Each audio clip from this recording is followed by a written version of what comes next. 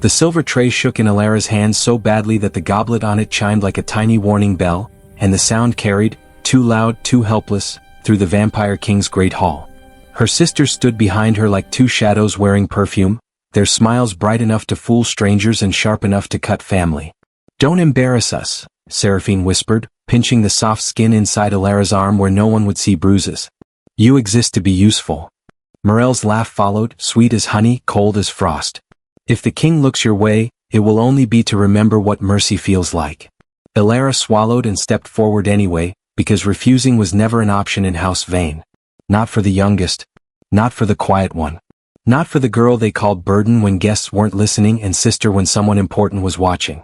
Tonight, the hall was packed. Vampire nobles in embroidered midnight, wolf delegates with eyes that tracked every heartbeat, and human servants like Alara, dressed in dull fabric meant to disappear.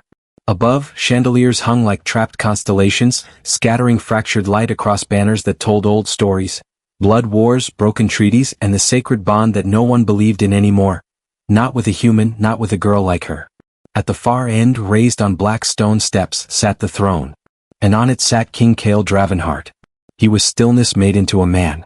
Broad-shouldered, tall even while seated. His posture relaxed in the way only a creature with nothing to fear could be relaxed.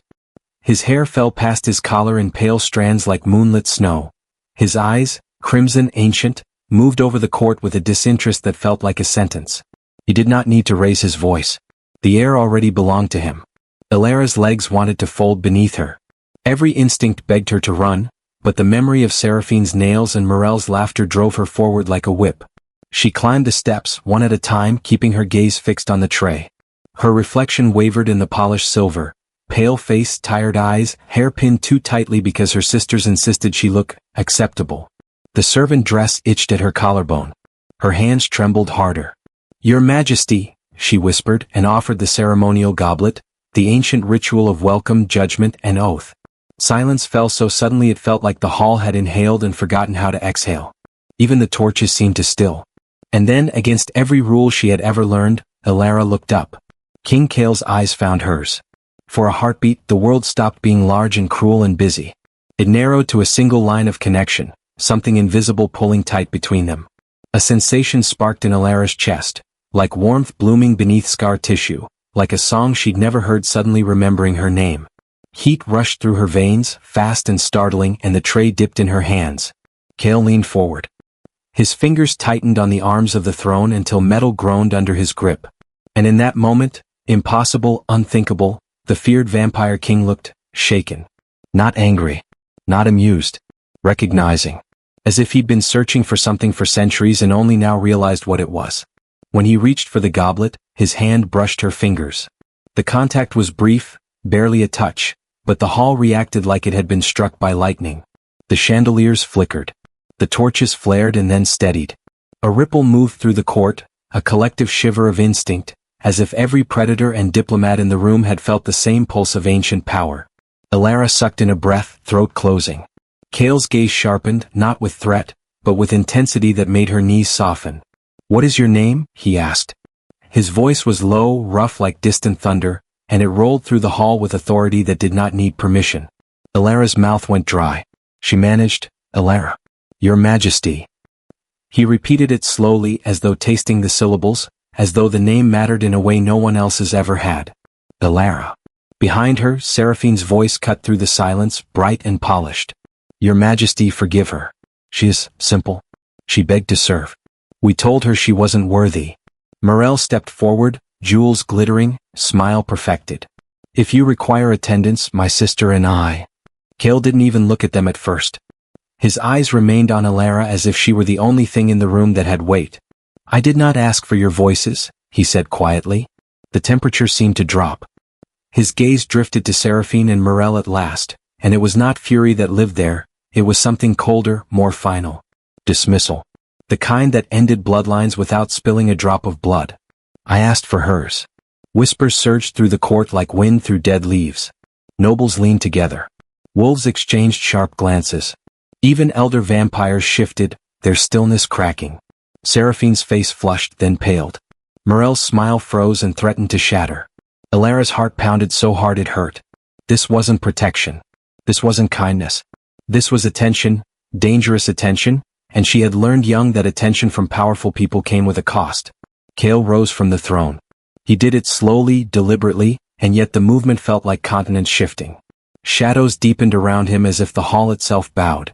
The court quieted again, every creature present listening with a primal instinct that recognized a predator uncoiling. The tribunal is suspended, Kale announced. Gasps erupted.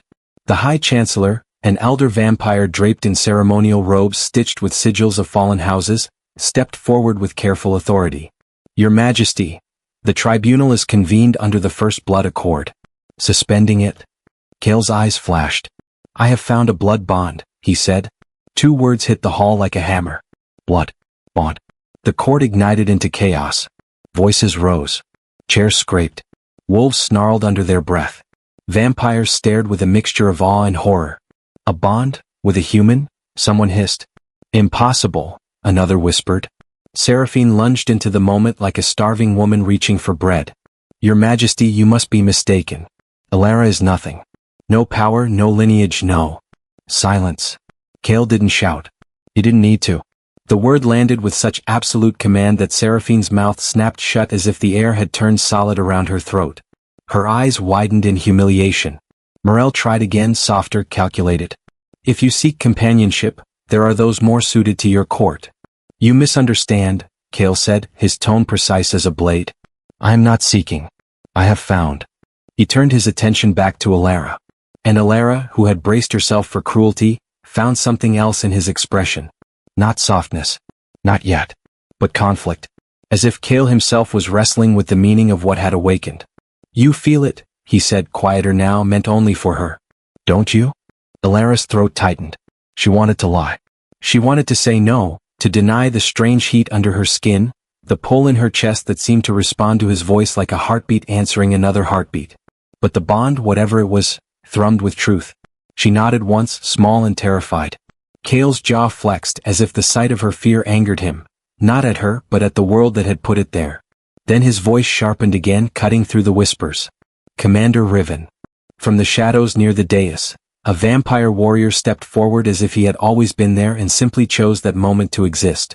His armor bore the scars of battles older than Alara's family name. His face was hard, his eyes calm with the professionalism of someone who carried out orders without hesitation. Yes, Your Majesty. Escort Lady Alara to the northern tower, Kale commanded. Royal guest chambers. Guards at her door for her protection, not her imprisonment. No one enters without my explicit permission. No one. A murmur swept the hall again because everyone knew the northern tower. It was where the court kept what it valued, and what it feared. Alara's breath caught. Her hands went cold. Please, she whispered before she could stop herself. I don't understand. I didn't mean to. Kale moved. Not with human speed, nothing so gentle. One moment he was a step away, the next he stood close enough that the cold radiating from his skin kissed the heat in her veins. His presence swallowed her space, not in a cruel way, but in a way that made her feel how small she was compared to him. You are not being punished, he said, low and controlled. You are being protected. Alara's eyes stung. From who? Kale's gaze flicked toward her sisters. Then to the elders. Then to the wolves. Then to the air itself, as if the threat was bigger than any one person. From what comes next, he said. Her voice trembled. What comes next? For a fraction of a second, something like pain crossed his face, so fast she almost missed it. War, he answered simply. In all but name. Alara's knees weakened. Because she understood enough now to be terrified. She had not just become the target of her sister's jealousy. She had become the spark in a room full of gunpowder. The Chancellor stepped forward again, voice urgent but careful. Your Majesty, the Houses of Night will demand proof. The Wolf Councils will invoke the old laws. The Blood Senate. Let them, Kale said, and his voice carried across the hall with absolute calm.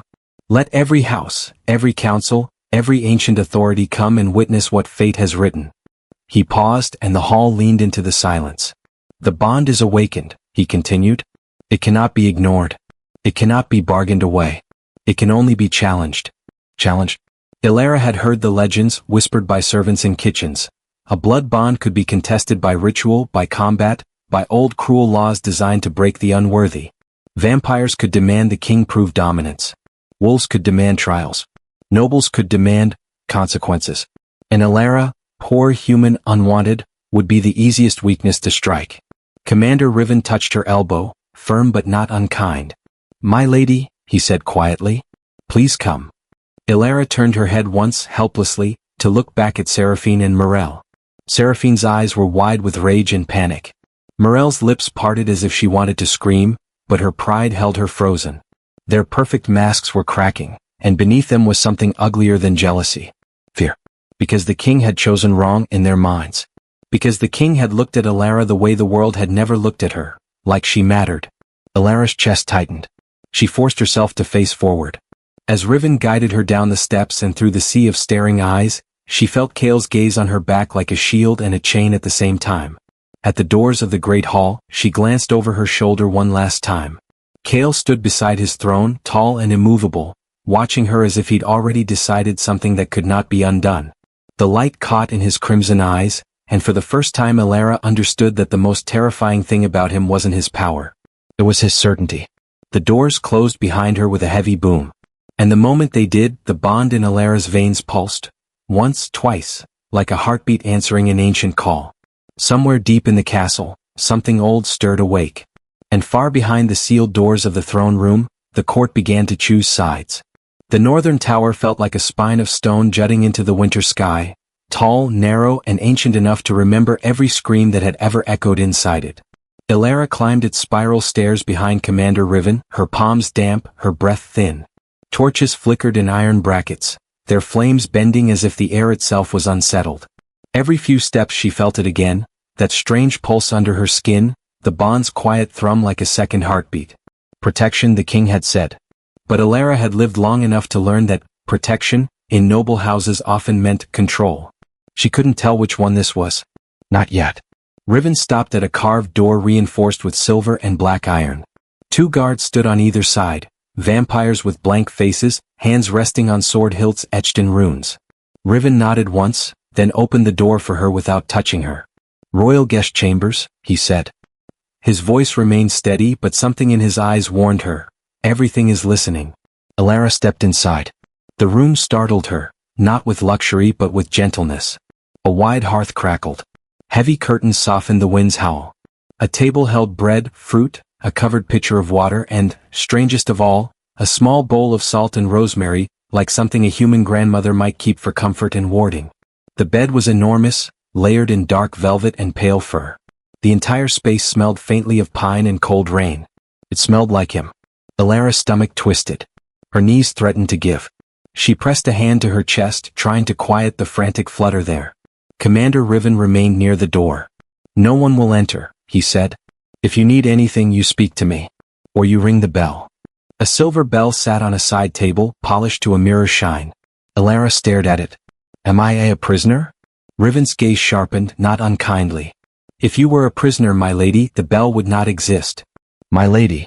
No one had ever called her that without mocking her afterward. Alara swallowed. "Why is this happening?" Riven hesitated. For the first time his soldier's mask wavered. "Because you touched the king," he said quietly, and the castle recognized it. Her throat closed. "Castles don't." "This one does," he replied. And then, as if those words were too much truth for the air to hold, he bowed slightly and stepped out. The door shut with a heavy final click. Metal slid into place. Locks. Alara stood alone in the center of a room meant for queens and feared for its secrets, and she realized something with a cold rush. Her sisters had thrown her into the king's path like bait. And the king had bitten. Hours passed strangely in the northern tower. Time didn't move the way it did in servant quarters where bells dictated every breath. Here silence had weight. Alara ate a piece of bread because her hands shook and she needed something real. She drank water and tried not to think about the court's eyes. The shock, the anger, the hungry calculation. War Kale had said. Over her. Over a bond she didn't understand and never asked for. She walked to the tall window and looked down.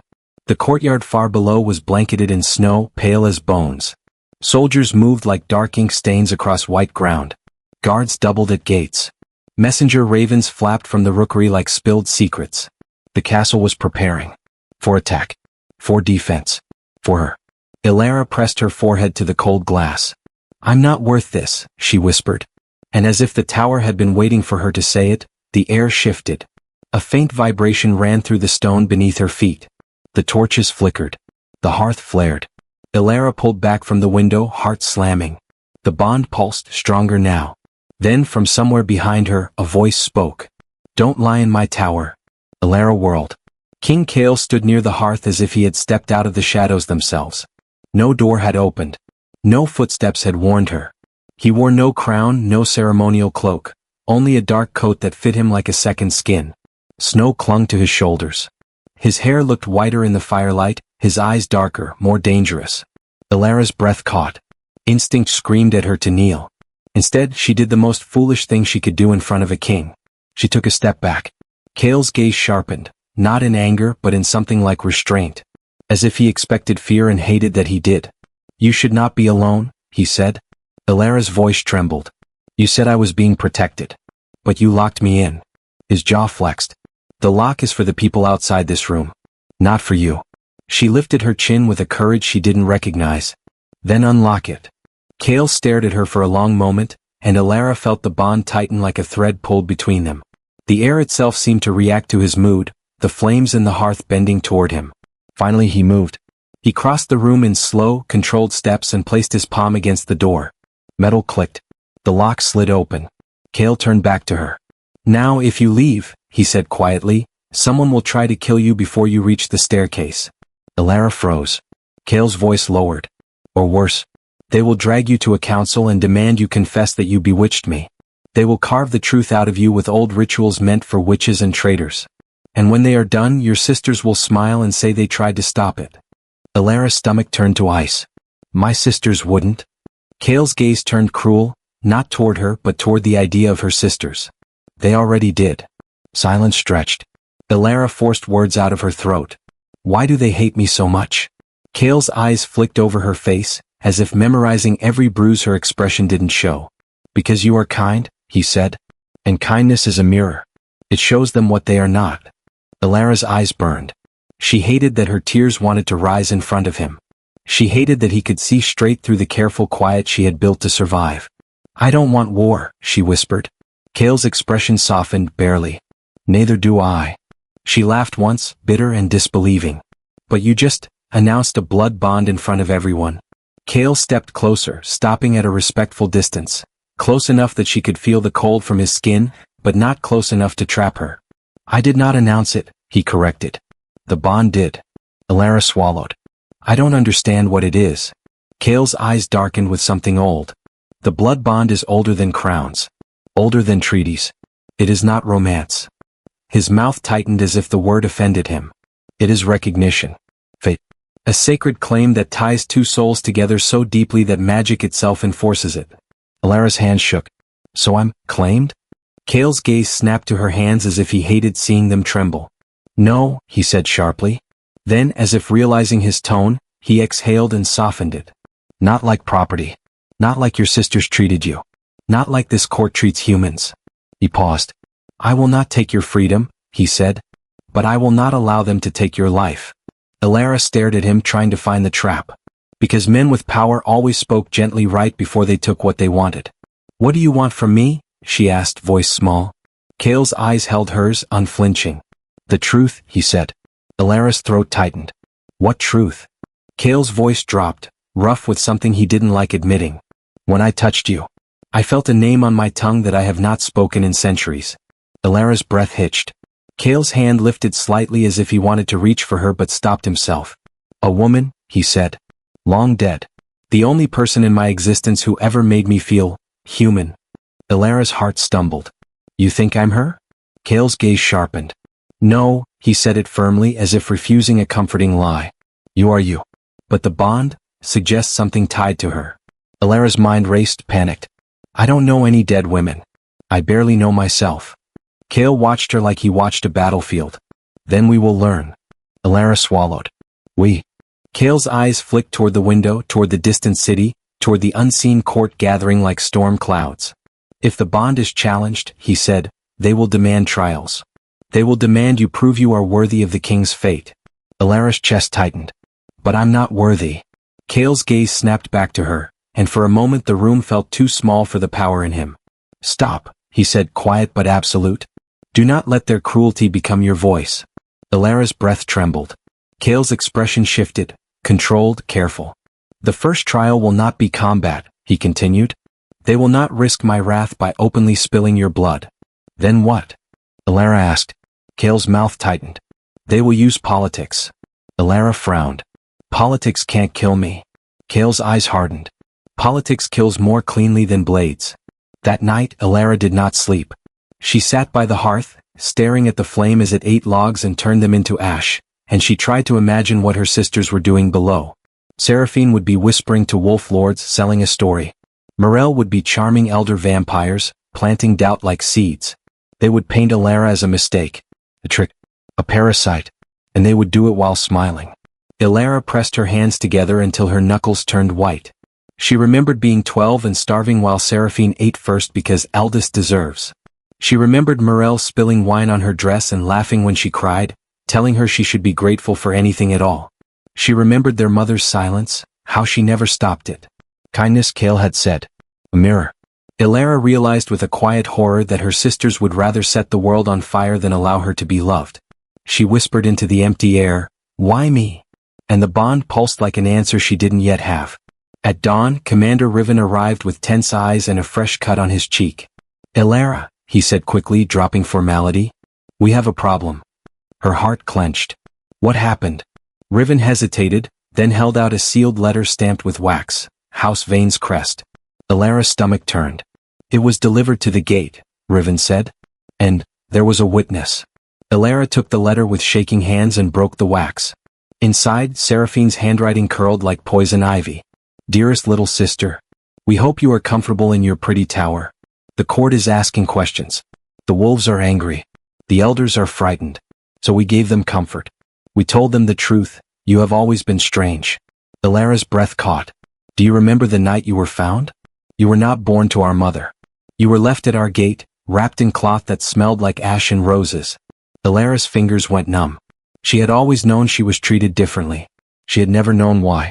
If the king believes you are fated to him, then he will enjoy learning what you really are. We have already sent proof to the Blood Senate. By nightfall you will be summoned for the first trial. Elara's vision blurred.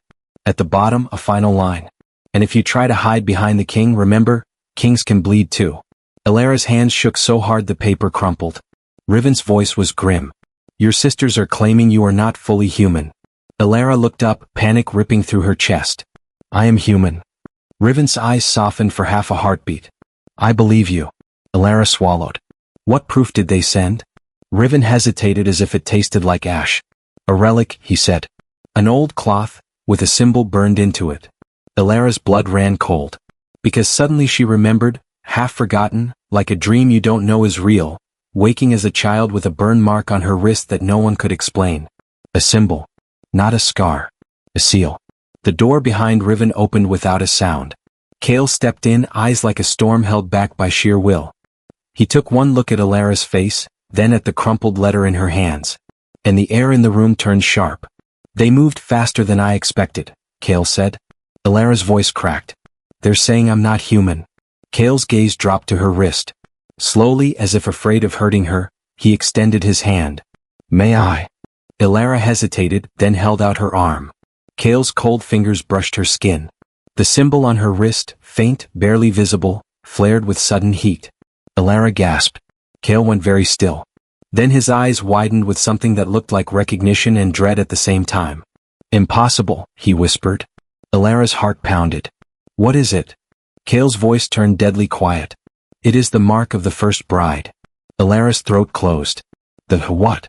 Kale lifted his gaze to hers, and for the first time since he entered the tower, his control cracked enough for her to see what lived underneath. Fear. Not for himself. For her. "My court isn't just challenging our bond," Kale said. "They are about to drag you into an ancient prophecy, and your sisters just lit the match." The Blood Senate chamber was colder than the northern tower. Not in temperature, but in intent. Elara felt it the moment she crossed the threshold.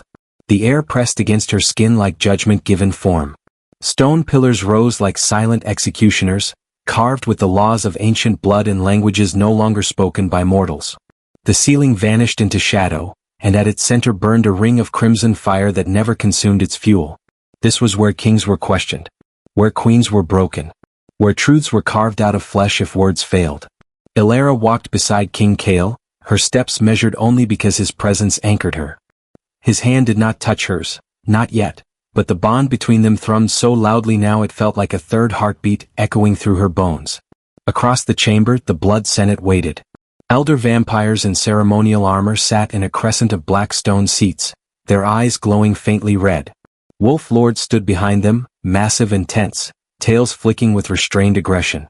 Human delegates occupied the far edges, pale and silent, fully aware they were witnesses, not participants. And at the center, standing far too confidently, were Seraphine and Morel. They were dressed in mourning white. Not for Elara. For the lie they planned to bury her with. Seraphine stepped forward first, her voice trembling perfectly. Honored Senate, we regret that it has come to this. We loved our sister. We tried to protect her. Elara felt Kale's power shift beside her, dark and dangerous. Morel continued softly, but the truth cannot be ignored. The bond awakened because Elara is not ordinary. A ripple of murmurs swept the chamber. The High Arbiter rose, a vampire so old his eyes were almost black instead of red. Present your proof. Seraphine lifted a small chest and opened it. Inside lay the cloth. Burned at the edges. Marked with a symbol carved so deeply into the fabric it looked like the cloth itself had bled. Elara's breath hitched. The mark on her wrist burned in answer. This cloth, Seraphine said, was found wrapped around her as an infant. She was not born to our mother. She was left at our gate on the night of ashes. A wolf lord growled. That night was cursed. Morel nodded solemnly. Exactly. The Arbiter turned his gaze toward Elara. Lady Elara, do you deny this? Elara's throat tightened. Every instinct screamed to shrink, to apologize, to disappear the way she always had. Instead she lifted her chin. No, she said quietly. I deny your conclusion. The chamber stilled. Kale's head turned sharply toward her. Elara's hands shook, but she forced the words out anyway. I was abandoned. That is true. But I have lived as human. I have bled as human. I have suffered as human. Whatever mark I bear, I did not choose it. The Arbiter studied her with unsettling intensity. The mark of the first bride is not random. A hush fell. Kale's voice cut through it. Nor is it a crime. A senator rose abruptly. It is a prophecy, Your Majesty. One tied to the fall of the Night Throne itself. Another added, if she awakens fully she could bind or break the crown. Seraphine's lips curved just slightly. Elara felt sick. Kale stepped forward, his presence forcing the senators back into their seats. You fear her because she was not born to kneel, he said coldly. And because she did not come wrapped in ambition. The Arbiter raised a hand. The laws are clear. If the bond is to stand, the marked one must endure the trial of blood and truth. Elara's heart slammed. Kale turned on the Arbiter with lethal calm. You will not cut her. No blade, the Arbiter replied. Only memory. Elara whispered, what does that mean? The Arbiter's gaze softened just a fraction. You will step into the circle. The mark will awaken. And it will show us who you are. Seraphine exhaled shakily, playing her part. Please, if she is innocent she will survive. Elara looked at her sisters, really looked at them, and understood something with terrifying clarity. They didn't care whether she survived. They only cared that she was no longer invisible. Kale leaned down, his voice meant only for Elara. If you refuse, I will burn this chamber to the ground. Elara met his gaze. And they'll call it proof that I corrupted you. Kale went still. Elara took a breath. I won't hide any more. Before he could stop her, she stepped into the circle. The crimson fire flared. The mark on her wrist erupted in searing heat, spreading like veins of light up her arm and across her chest. Elara cried out as memories, not hers, flooded her mind. A woman standing beside a throne of obsidian. A crown being placed in trembling hands. Blood spilled not in violence but in promise. A voice whispering not a queen by birth, but by choice. Elara collapsed to her knees, gasping. The chamber shook. The fire turned white. The Arbiter staggered back. She's not awakening as a weapon. A wolf lord whispered, stunned, she's a counterbalance. Kale dropped to one knee beside Elara, catching her before she fell completely. His hands trembled for the first time anyone had ever seen. She is not the end of my reign, he said hoarsely. She is its anchor. Seraphine screamed, no, this isn't how it was supposed to. The Arbiter struck his staff against stone. Enough. He turned to Elara, reverent now. You are the first bride reborn, not to rule through fear, but to restrain it. Elara looked up through tears. I never wanted power. The arbiter inclined his head. That is why you were chosen. Morel backed away slowly, her face pale. She'll destroy everything. Kale rose, lifting Elara with him effortlessly. His voice rolled through the chamber like judgment. She will destroy nothing, he said. But you? His gaze locked on the sisters. You will answer for what you tried to make her. Guards moved instantly. Seraphine screamed as hands seized her arms. Morel collapsed, sobbing. Elara watched them, heart pounding, not with triumph but with something quieter. Relief. For the first time in her life she had not been silenced. Kale turned to her, his voice low, steady. This was only the first trial. Elara nodded weakly. I know. The bond pulsed between them, no longer frightening. Steady. Chosen. The night after the trial did not sleep. Neither did the kingdom. Elara stood on the balcony of the northern tower, wrapped in a dark cloak that smelled faintly of pine and steel, watching the city below stir with uneasy light. Torches burned where there had been none before. Bells rang in low, warning tones meant to prepare rather than panic. The streets filled with whispers, first bride, human queen, prophecy reborn, each rumor sharper than the last. Behind her, the tower doors remained open. Kale had ordered it that way. You should rest, he said from the hearth, his voice quiet, controlled, but threaded with something raw. He had removed his crown again as if metal weighed heavier now. Your body is still healing. Elara shook her head. If I close my eyes, I'll see it again. The circle, Kale said. She nodded. And everything it showed me. Kale crossed the room and stopped beside her, close enough that she felt the bond hum like a living wire. For once, he did not try to hide the darkness under his calm. It bled through the cracks, rage, fear, and a protectiveness so fierce it bordered on violence. You should never have been forced into that, he said. Elara looked up at him. You would have burned the Senate for me. Yes. The answer came too quickly. Elara's voice trembled. That terrifies me. Kale didn't deny it. It should. They stood in silence, the bond filling the space between them with questions neither was ready to ask. Then the castle shook. Not with an earthquake, but with magic. A ripple tore through the wards like a scream swallowed by stone. The torches guttered. Somewhere below, metal clanged as guards drew weapons. Kale's head snapped up. They're testing the defenses. Elara's heart jumped. Who? Kale's eyes hardened. Those who fear what you represent. As if summoned by his words, Commander Riven burst into the chamber, blood on his armor. Your Majesty. The western gate was breached, briefly. Shadowcasters. They retreated when the wards flared. Elara's breath caught. They came for me. Riven nodded grimly. Not directly. Yet. Kale's jaw clenched. They're measuring how far they can push. Elara turned to him, fear and resolve colliding in her chest. Then stop hiding me. Kale stared at her. No. Kale, she said, his name slipping out before she realized she'd said it. The bond flared, warm and insistent. Riven froze. Kale's gaze snapped back to her, eyes darkening. Say it again. Elara swallowed. Kale. The magic in the room shifted, responding like it recognized something true. Kale closed his eyes for a brief, dangerous second. You should not use my name lightly. Elara stepped closer anyway. Then stop treating me like glass. Kale opened his eyes. You are not glass. You are fire they do not yet understand. Then let them see it, Elara said softly. Because if I hide they win. Riven looked between them, then inclined his head. The court will expect her presence tomorrow. Kale exhaled sharply. They expect blood. Elara met his gaze. Then give them truth instead.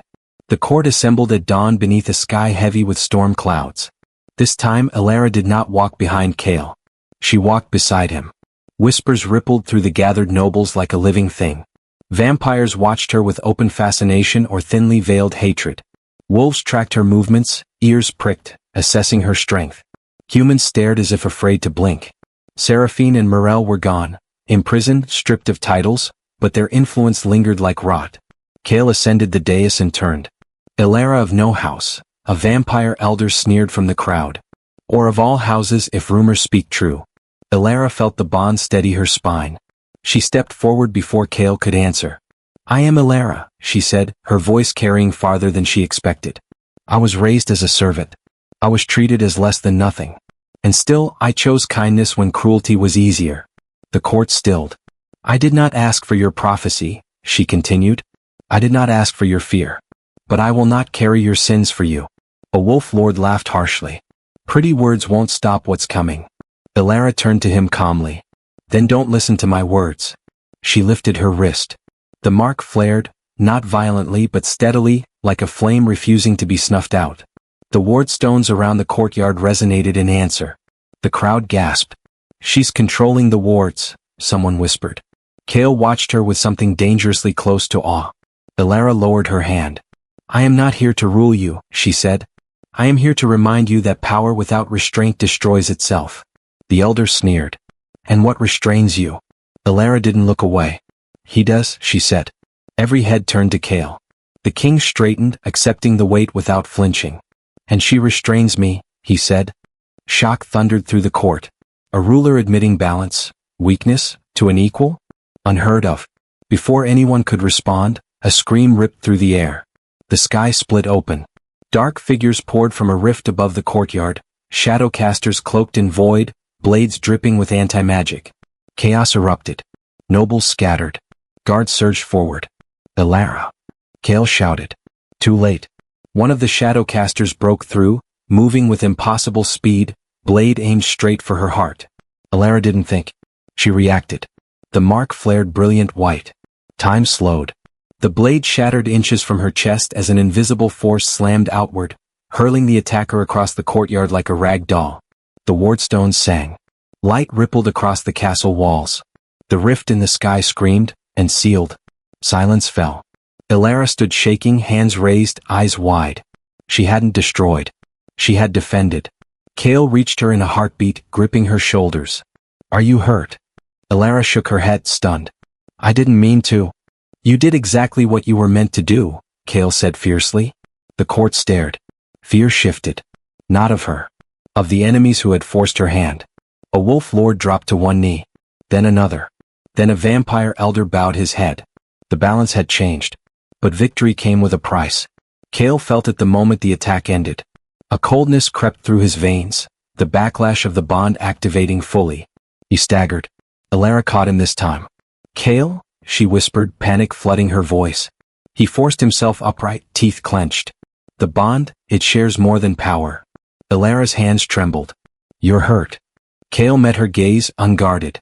So long as you stand, I will endure. The court watched, stunned, as the vampire king leaned, just slightly, into the human girl's support. And understood something irreversible. If they wanted to break her, they would have to break him too.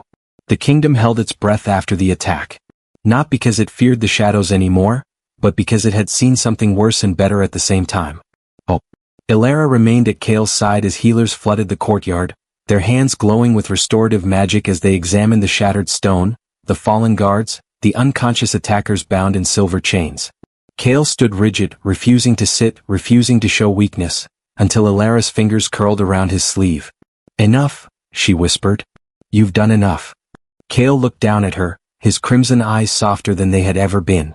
Slowly, deliberately, he allowed himself to lean into her support. That single gesture rippled through the court more powerfully than the battle itself. The king trusted her. Not as a symbol. Not as prophecy.